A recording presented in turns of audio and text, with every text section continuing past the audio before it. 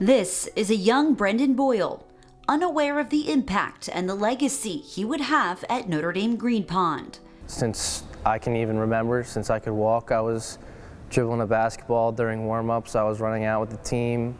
I was filling waters for the players. I was at every practice I could be at and just trying to take it all in. It's just so crazy to think about how it's now really over. Really early on, he was, he was very competitive and had a great understanding of the game because he was around it, at our practices all the time. I think all our kids care a lot about playing here, but Brendan has a better sense of the history.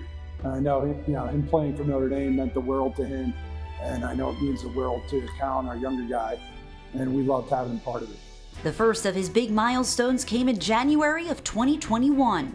Boyle scored 26 points in a win over Moravian Academy, and one of those points was the 1,000th of his career. When I finally did hit 1,000 points last year, it was at an odd time of the year when it was COVID and there wasn't a lot of fans, but my family was able to come and most of my close friends, Liam Joyce was there, and so that was a really special thing for me. That was the first time, one of the first times Colin, my brother, was on the court with me.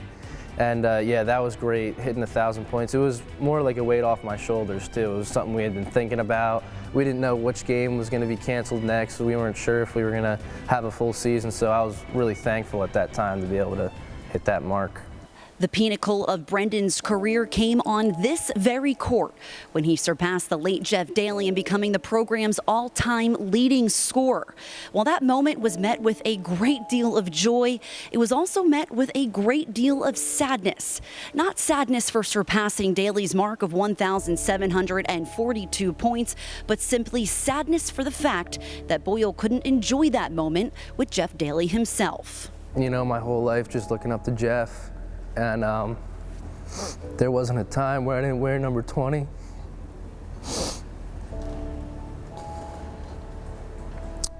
And to do that in front of his dad, Mr. Daly, and Mrs. Daly, his mom, who we were really close with, it was just a truly amazing moment.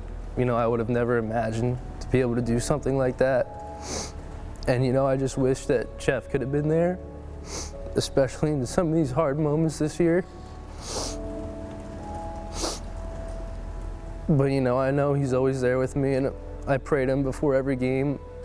I've said the same prayer to him every game since freshman year.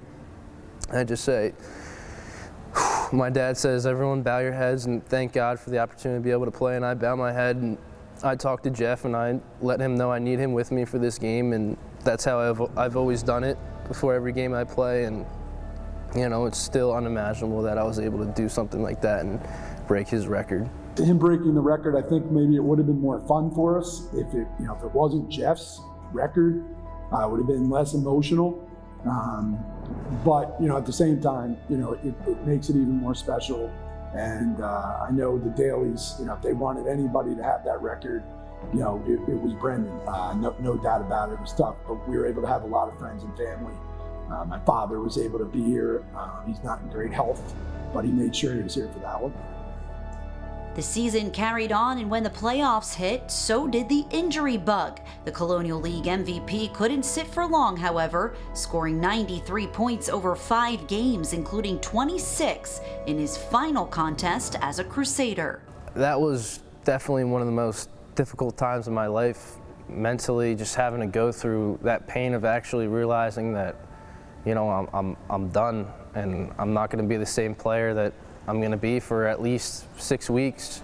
I was in the doctor's room when I first got the x-ray and they said, we're sorry, it's broken. And I was like, well, I'm going to be playing in 10 days, so you better look for my name in the newspaper.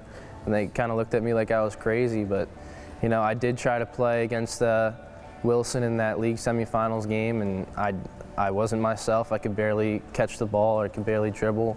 Only played 10 or 11 minutes.